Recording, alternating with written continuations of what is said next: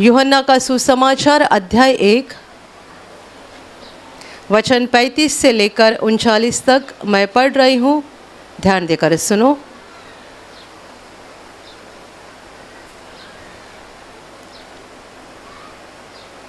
दूसरे दिन फिर यूहन्ना और उसके चेलों में से 2 जन खड़े हुए थे और उसने यीशु पर जो जा रहा था दृष्टि करके कहा, देखो यह परमेश्वर का मेमना है।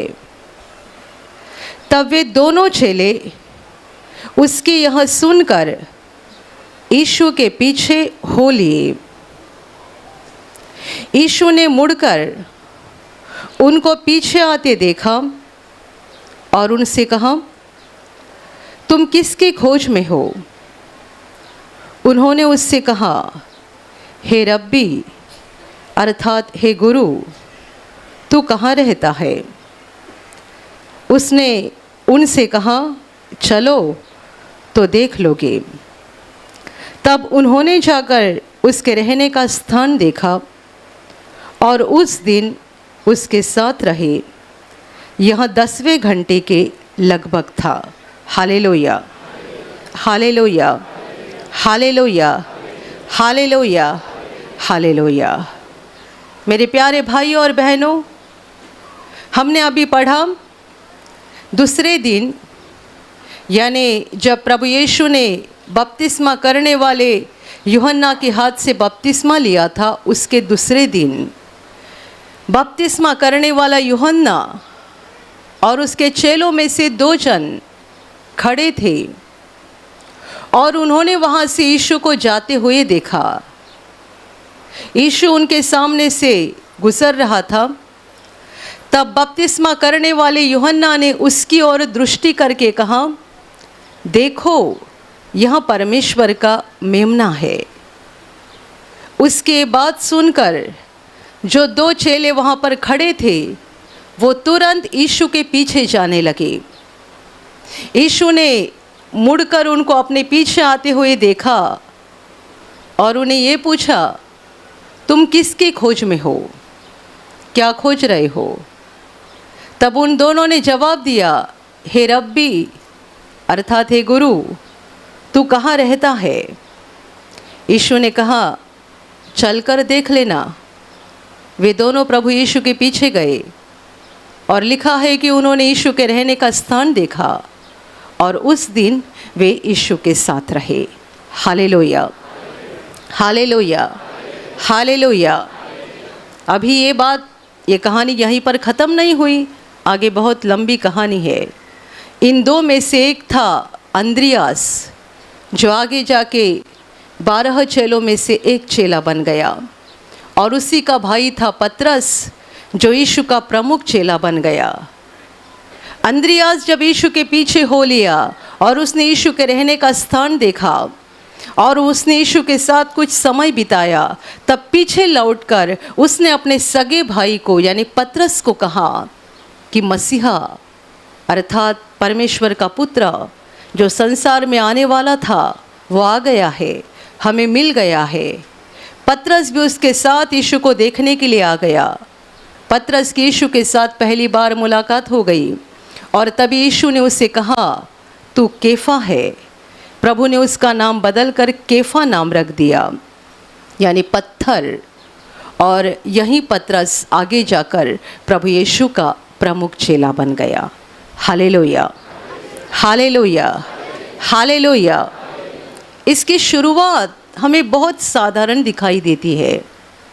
यूहन्ना बपतिस्मा देने वाला, उसका काम ही ये था कि पानी में खड़े होकर जितने सारे लोग आएंगे, अपने अपने पापों का पश्चाताप करेंगे, मन फिराएंगे, उन सबों को पानी में डुबाकर पानी का बपतिस्मा देना, क्योंकि परमेश्वर ने उसको इसीलिए भेजा था।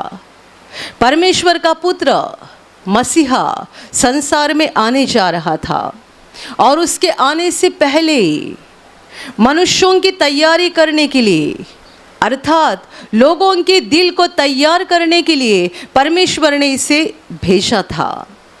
इसे बपतिस्मा करने वाला यूहन्ना कहाँ गया? क्योंकि दिन रात वो वही काम किया करता था। वो लोगों को मन फिराव का संदेश देता था।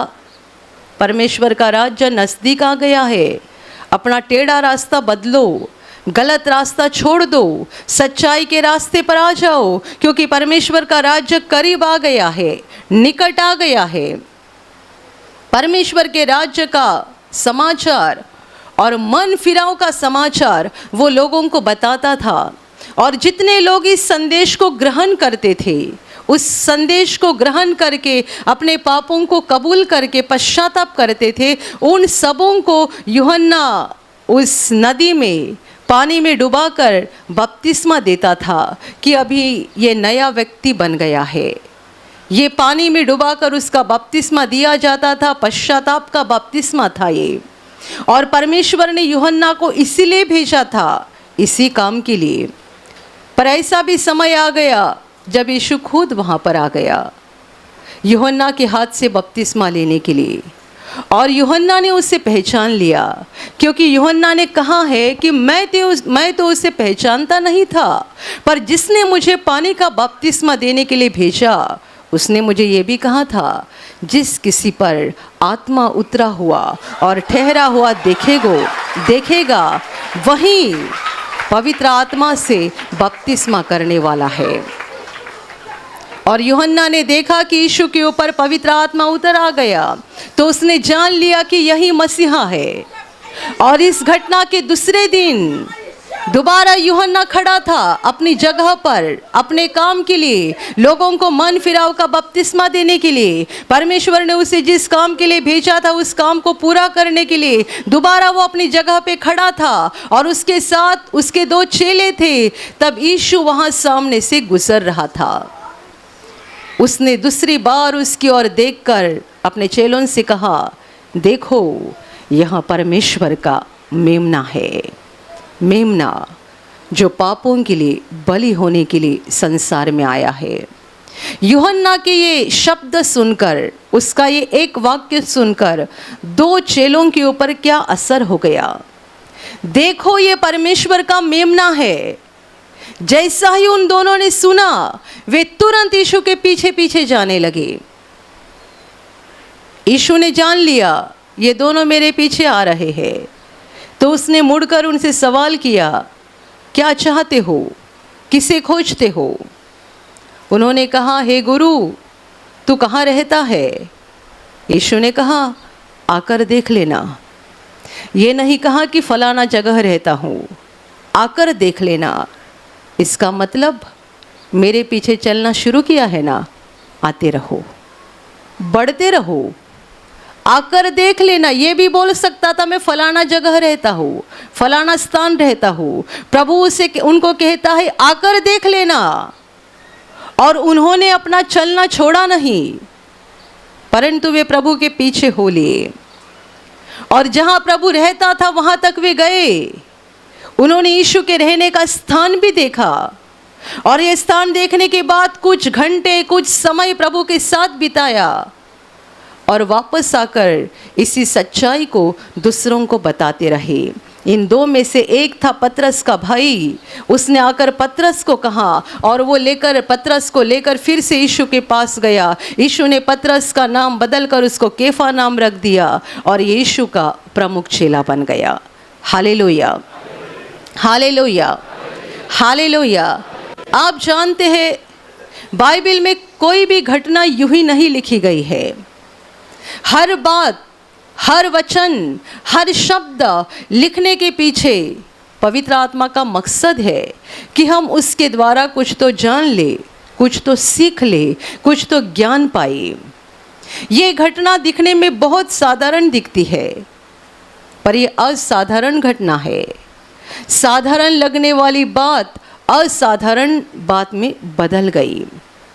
जब इन्होंने यूहन्ना से सुना, देखो ये परमेश्वर का मेमना है, इस एक वाक्य को सुनकर वे तुरंत यीशु के पीछे जाने लगे। वे क्या जानना चाहते थे? ये परमेश्वर का मेमना है, इसका मतलब ये परमेश्वर का पुत्र है, मसीहा है, तो हमें इसके पीछे हो लेना चाहिए। वे जानना चाहते थे रहता कहाँ पर है, रहने की जगह कहाँ पर है, ताकि हम भी उसके साथ रह सके। प्रभु ने मुड़कर पूछा, क्या खोज रहे हो, क्या खोज रहे हो? प्रभु का ये सवाल भी बहुत महत्वपूर्ण है, क्या खोज रहे हो?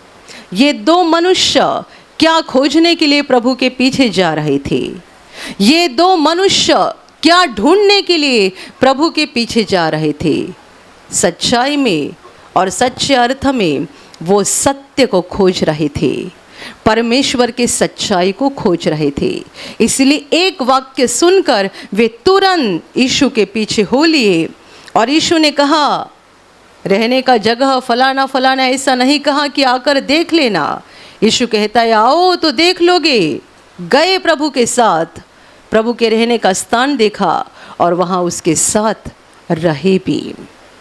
मेरे प्यारे भाइयों और बहनों, ये दो मनुष्य, हम भी दुनिया में रहने वाले लोग और भी बहुत सारे रहने वाले लोग, हर कोई किसी न किसी की खोज कर रहा है, और जिसकी खोज करते हैं उसी का फल उनको मिल जाता है। जो सत्य को खोजता है उसे सत्य प्राप्त होता है। जो अंधकार को खोजता है वो अंधकार में डूब जाता है। जो सच्चाई की खोज में है, सत्य की खोज में है, वो सत्य को पाते हैं। इसलिए तो परमेश्वर का वचन कहता है, जो धर्म के भूखे और प्यासे हैं वो धन्य है, क्योंकि वे तृप्त किए जाएंगे। धन्य है वे जो धर्म के भूखे और प्यासे, क्योंकि वे तृप्त किए जाएंगे।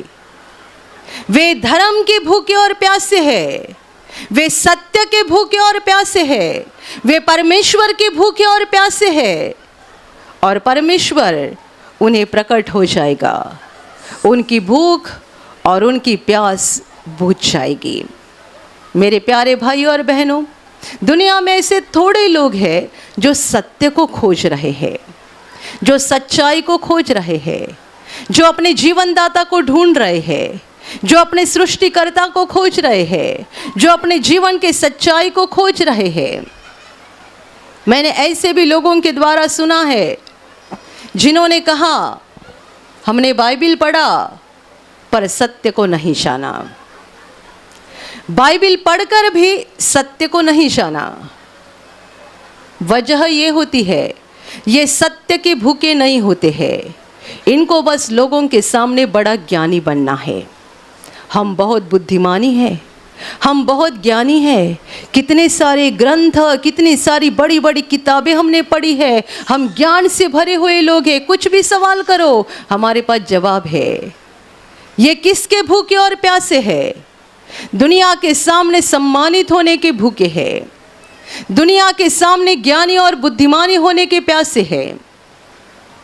और इसलिए संसार में ऐसे भी कुछ लोग निकले हैं जिन्होंने बाइबिल पढ़ा है तो भी इन्हें सत्य नहीं पता चला, ये सत्य तक पहुँचे नहीं। पर ऐसे लोग हैं जो बाइबिल को इसलिए उठाते हैं कि इसके द्वारा मैं सत्य को प्राप्त करूं, इसके द्वारा मैं सच्चाई को पाऊं, इसके द्वारा मैं परमेश्वर को पाऊं।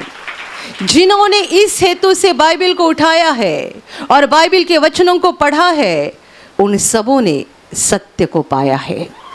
क्योंकि वचन कहता है, जितने सारे लोग धर्म के भूखे और प्यासे हैं, उन सबों को परमेश्वर तृप्त कर देता है।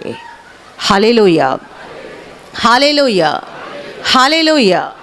हम सत्य के खोज में है ऐसा बताने वाले दुनिया में लोग बहुत हैं, पर वास्तविकता में वे सत्य के खोज में नहीं रहते हैं। वे दुनिया में मान सम्मान पाना चाहते हैं। कई लोग दुनिया में अमीर बनना चाहते हैं। किसके खोज में हो? पैसे के खोज में। किसके खोज में हो? संपत्ति के खोज में। किसके खोज में हो? दुनिया में बड़ा बनना है। किसकी खोज में हो? दुनिया में कुछ तो बड़ा नाम बनाना है। क्या खोज रहे हो? क्या चाहते हो? ये दो मनुष्य क्या खोज रहे थे? यूहन्ना ने कहा, देखो यह परमेश्वर का मेमना है। आप में ऐसे बहुत लोग हैं जिन्होंने किसी के द्वारा थोड़ा सुसमाचार सुना और तुरंत प्रभु के चरणों के पास आ गए। और ऐसे भी बहुत लोगों को आपने अनुभव किया होगा कि आप उनको ढेर सारी बातें बताते हैं तो भी मानते नहीं है, विश्वास करते नहीं है। Hallelujah, hallelujah, hallelujah. यहाँ पर एक बहन बैठी है, उनकी गवाही ऐसी है, जब वे प्रभु के पास आ गए उसके पहले जिंदगी दुख से भरी हुई थी। उनको किसी ने सुसमाचार सुनाया नहीं, परंतु उनके पड़ोसी को कोई व्यक्ति सुसमाचार सुना रहे थे, तब उन्होंने दूर से सुना। मेरा बहन हाथ ऊपर करना, ये वो बहन है। आप बाद में उनको पूछ सकते हैं। इनको किसी ने सुसमाचार नहीं सुना, अभी उनको देखते ही मुझे उनकी गवाही याद आ गई। इनको किसी ने डायरेक्ट सुसमाचार नहीं सुनाया, उनका जीवन दुख से, अंधकार से भरा हुआ था। किसी पड़ोसी को कोई और पराई व्यक्ति सुसमाचार सुना रही थी और प्रार्थना केंद्र की जानकारी दे रही थी। ये बहन ने दूर से सुना और फिर खुद जाकर पूछताछ की, कहाँ की बात हो रही थी, कहाँ है ये प्रार्थना घर, कब होती है प्रार्थना। खुद जानकारी ली और फिर प्रार्थना केंद्र में आ गए। जैसे ही प्रभु के चरणों के पास आ गए, जीवन बदलते गया, बदलते गया, बदलते गया और परमेश्वर ने उनको और उनके पूरे परिवार को स्वर्ग के अनगिनत आशीषों से भर दिया। Hallelujah, hallelujah, hallelujah. यूहन्ना का एक वाक्य सुना, देखो ये परमेश्वर का मेमना है। इस एक वाक्य को सुनकर तुरंत प्रभु यीशु के पीछे हो लिए। इसीलिए यीशु ने सवाल किया, पीछे मुड़कर उनकी ओर देखकर, क्या खोजते हो? किसकी खोज है तुम्हें? क्या ढूंढ रहे हो? क्या पाना चाहते हो? इनका जवाब है, हे गुरु तू कहाँ रहता है? इसका मतलब जहाँ तू रहता है वहाँ हम भी आना चाहते हैं। जहाँ तू रहता है वहाँ हम भी आना चाहते हैं। प्रभु कहता है आकर देख लेना, तो गए देखने के लिए। दुनिया में ऐसे बहुत लोग होते हैं जिनको आप सुसमाचार की 100 बातें बताओ या 1000 बातें बताओ, सुनेंगे नहीं, मानेंगे नहीं।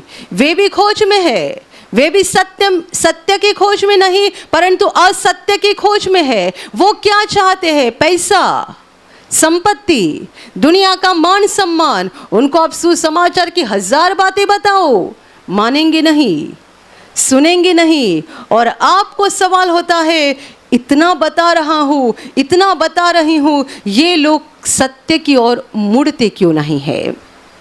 मेरे प्यारे भाई और बहनों, हर मनुष्य किसी न किसी की खोज में है। हो सकता है आप भी प्रभु में आने के पहले दुनिया में एक अमीर और सम्मानित व्यक्ति बनना चाहते होंगे, पर प्रभु ने अभी आपके हृदय को बदल दिया है और अभी आपने जान लिया है, मनुष्य ने पूरे संसार को हासिल किया परंतु अपनी आत्मा को गवाया तो उसे क्या लाभ है? पूरा संसार हासिल किया, दुनिया के राजा बन गए, महाराजा बन गए, हमारे बड़े बड़े स्टैचू बन गए, सालों साल लोग हमें देखते रहेंगे। यीशु कहता है मनुष्य ने पूरे जगत को प्राप्त किया परंतु अपनी आत्मा की हानि उठाई तो उससे क्या लाभ है? बड़े अमीर बन गए, राजा बन गए, महाराजा बन गए, सम्मानित व्यक्ति बन गए, मृत्यु के बाद स्वर्ग में हमारे लिए कोई ठिकाना नहीं है, कोई जगह नहीं है। फायदा क्या है? Hallelujah, hallelujah, hallelujah. प्रभु के बड़े दास बिली ग्राहम कहा करते थे, मेरे मरने के बाद मत कहना कि मैं मर गया, परंतु ये कहना मेरा पता बदल गया। अभी मेरा पता है अमेरिका, मेरे मृत्यु के बाद मेरा पता रहेगा स्वर्ग।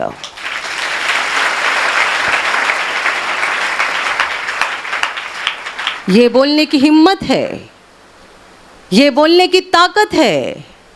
मत बोलो कि मैं मर गया, मरने के बाद मेरा बस पता बदल देना। अब तक मैं अमेरिका का रहवासी था, जब मेरा शारीरिक मृत्यु हो जाएगा मैं स्वर्ग का रहवासी बनूंगा, अनंत जीवन में प्रवेश हो जाएगा।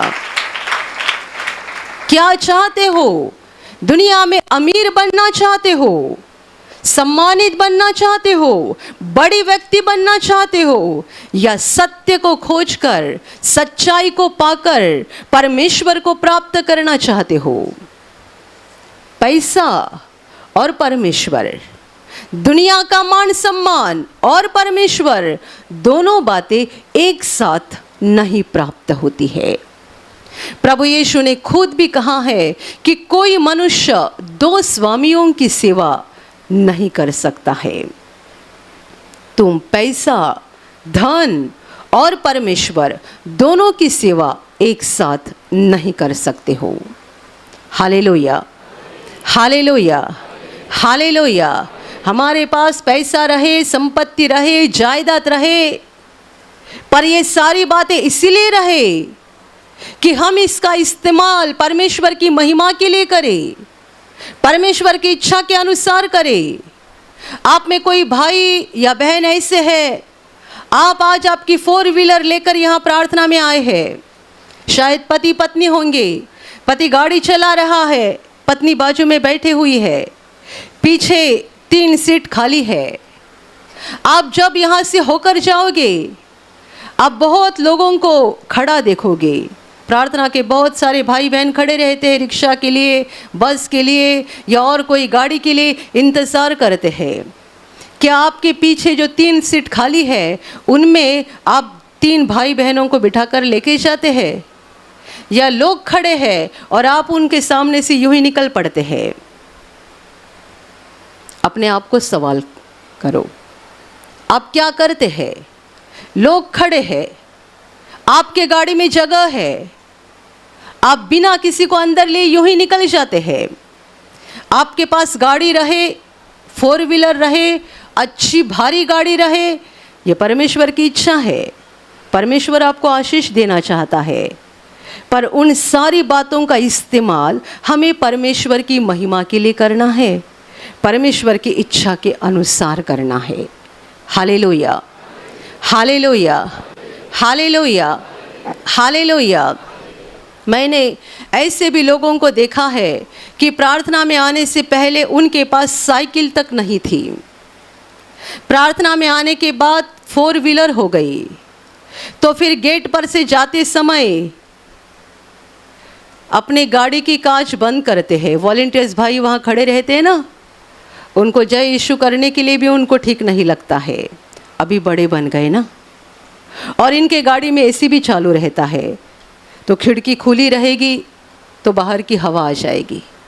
अपने विश्वासी भाई वहाँ खड़े हैं, उनको जय यीशु करने के लिए उतना खिड़की नीचे रखना, इतनी भी उनमें धन्यवादी बनने की प्रवृत्ति नहीं है।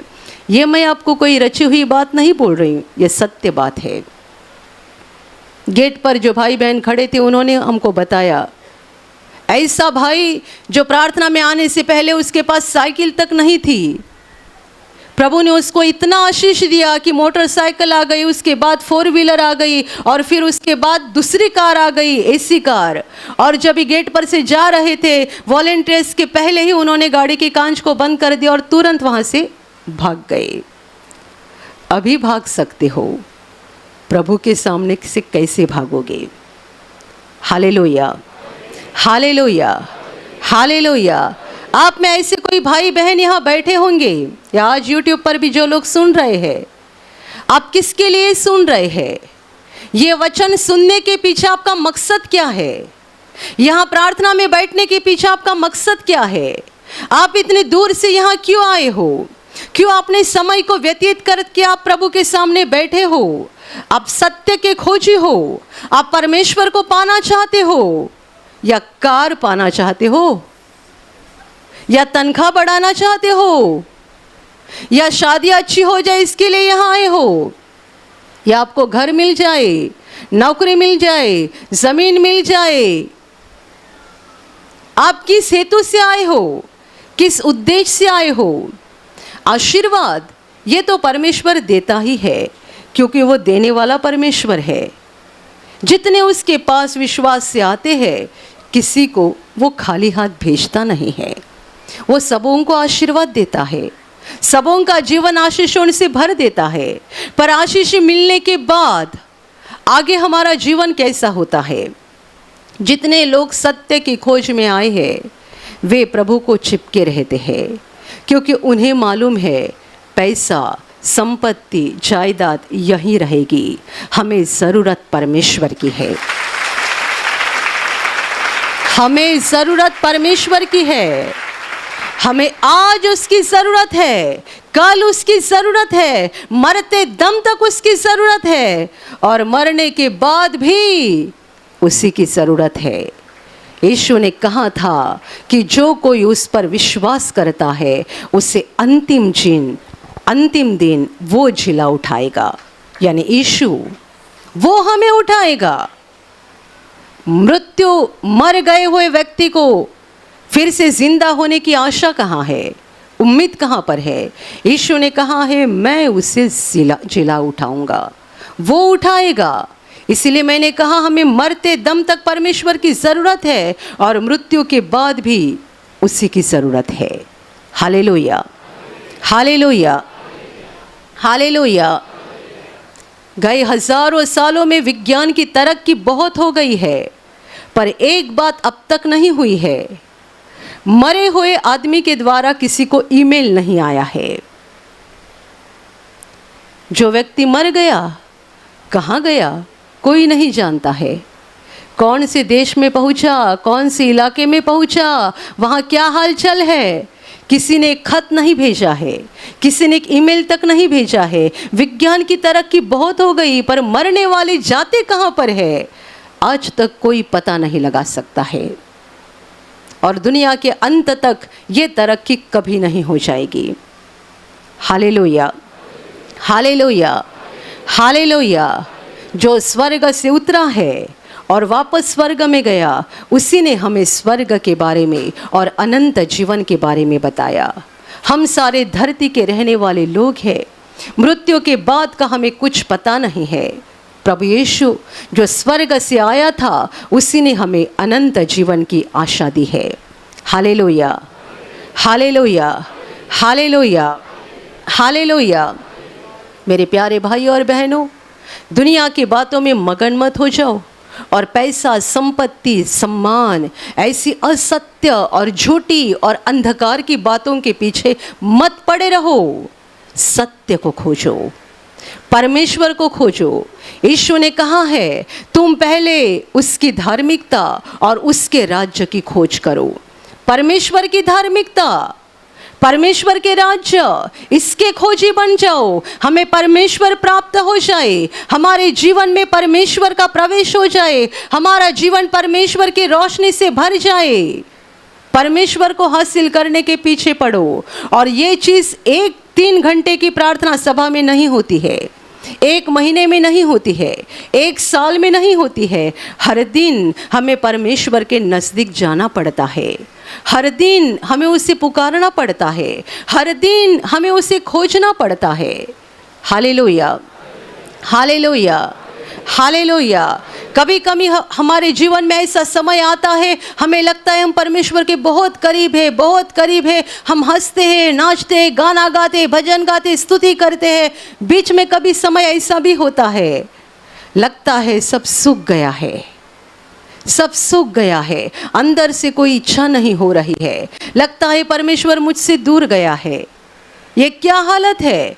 हम धरती पर रहने वाले लोग हैं, हम शारीरिक मनुष्य हैं, हमारी शारीरिक हालत के कारण हम हमेशा परमेश्वर से दूर होते जाते हैं और इसीलिए हमें ज़रूरी है कि हर दिन हम परमेश्वर को खोजें, हर दिन प्रार्थना करें, हर दिन परमेश्वर के वचनों को पढ़ें और हर दिन उसको खोजते रहे, उसको पाने की कोशिश करते रहे। हालेलुया। एक पाप मैं नहीं करूँगा ऐसा फैसला किया, 4 दिन तक हम उस फैसले पर बने रहे, 5वें दिन वो पाप कर देते हैं। किसी की निंदा नहीं करूँगा, बुरा नहीं बोलूँगा, 1 दिन, 2 दिन, 4 दिन, 5वें दिन अपने आप ज़बान हिलने लगती है और निंदा शुरू हो जाती है। हम पापी इंसान हैं, बार बार शैतान हमें पाप में गिराने की कोशिश करता है। हमें ज़रूरी है हम सत्य को खोजते रहे, हर दिन प्रार्थना करते जाओ, वचनों को पढ़ते जाओ, परमेश्वर के करीब होते जाओ। और जितने सारे लोगों का मकसद यही है, प्रार्थना में आने का मकसद ये है कि आप अमीर बन जाए, आपकी परिस्थिति बदल जाए, आपको बहुत आशीष मिल जाए। मैं आपको आज बता रही हूँ, अपने जीवन का मकसद बदल दो, वरना आप खतरे की हालत में पहुँच जाओगे। मकसद बदल दो, परमेश्वर आपकी परिस्थिति बदलेगा, वो आपको आशीषित करेगा, वो आपको चंगा करेगा, वो आपके जीवन की हर घटी को दूर करेगा। पर यह आपके जीवन का मकसद नहीं होना चाहिए। मकसद ये होना चाहिए, मुझे उसे प्राप्त करना है, परमेश्वर को हासिल करना है। Hallelujah, hallelujah, hallelujah. और अभी प्रार्थना करने का समय है। आप विश्वास करो कि एक पल में प्रभु यीशु आपको छूकर चंगाई देगा, एक पल में वो आपके जीवन का दुख निकाल देगा और आपके आंसुओं को खुशी में बदल देगा, क्योंकि उसके लिए असंभव कुछ नहीं है, अनहोनी बात एक भी नहीं है। प्रभु यीशु आज भी जिंदा है। 2000 वर्ष पहले वो शरीर रूप में धरती पर था, आज शरीर रूप में नहीं बल्कि आत्मा के रूप में है। और दुनिया के कोने कोने में जहाँ जहाँ लोग विश्वास के साथ उसको पुकारते हैं, उसके पास प्रार्थना करते हैं, उन सबों की पुकार को प्रभु सुनता है, उन्हें चंगा करता है, उनके आंसुओं को पोंछ देता है और उनके जीवन को खुशी से भर देता है। आप भी इसी विश्वास के साथ आपके बीमार भाग पर हाथ रखो, और यदि वहाँ हाथ नहीं रख सकते हैं तो अपने सीने पर हाथ रखो। प्रभु यीशु के नाम से इसी क्षण आपके शरीर की सारी बीमारियां निकल जाए। यीशु के नाम से आपके जीवन का सारा दुख निकल जाए। शैतान का हर एक काम आपके जीवन से और आपके परिवार से पूरी तरह से नष्ट हो जाए। यीशु के नाम से, प्रभु यीशु के नाम से शैतान का सारा काम आपके जीवन से नष्ट हो जाए। सारी दुष्ट आत्माओं को प्रभु यीशु के नाम से मैं आज्ञा दे रही हूँ, इसी क्षण इन्हें छोड़कर निकल जाओ और वापस उनमें नहीं आना। इसी क्षण प्रभु का महान सामर्थ आपके ऊपर आ जाए, प्रभु का महान सामर्थ आपके ऊपर आ जाए, प्रभु का महान सामर्थ आपके ऊपर आ जाए। इसी घड़ी पवित्र आत्मा की खुशी आपके दिल में आ जाए, पवित्र आत्मा की शांति आपके दिल में आ जाए और आपका जीवन स्वर्ग की रोशनी से भर जाए। आमीन।